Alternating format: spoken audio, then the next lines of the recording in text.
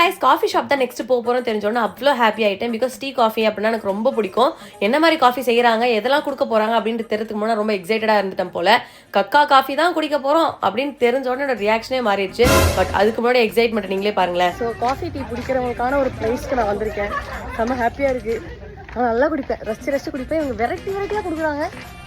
உள்ள என்ட்ரானதுக்கு அப்புறம் தான் தெரியுது இவங்களோட காஃபி ஷாப் பேரே பூ ஹண்டர். இந்த எக்ஸ்பென்சிவான காஃபி பேர் வந்து லுவா காஃபி அப்படின்னு சொல்லுவாங்க, பூப் காஃபின்னு சொல்லுவாங்க. நம்மளுக்கு புரியுற மாதிரி சொல்லணும்னா கேட்டோட கக்கா காஃபி. இதை காசு கொடுத்து நீங்க ட்ரை பண்ணுவீங்களா இல்லையா அப்படின்றத கமெண்ட்ஸ்ல சொல்லுங்க. ஸோ லாஸ்ட் வீடியோல சொல்லியிருந்தால டெஸ்டிங்க்கு வந்து காஃபிஸ் கொடுக்குறாங்கன்னு சொல்லிட்டு அது ஒரு 13 வெரைட்டி ஆஃப் காஃபி கொடுத்தாங்க. எதுவுமே காஃபி டேஸ்ட் வரல, ஃபிளேவர் போட்டு சுடு தண்ணி குடிக்கிற மாதிரி இருந்துச்சு. இது போக அந்த கக்கா காஃபி குடிக்கணும்னா எக்ஸ்ட்ரா காசு கேட்டாங்க. அவ்வளோ காசு என்கிட்ட இல்லாதனால நாங்கள் அதை ட்ரை பண்ணல.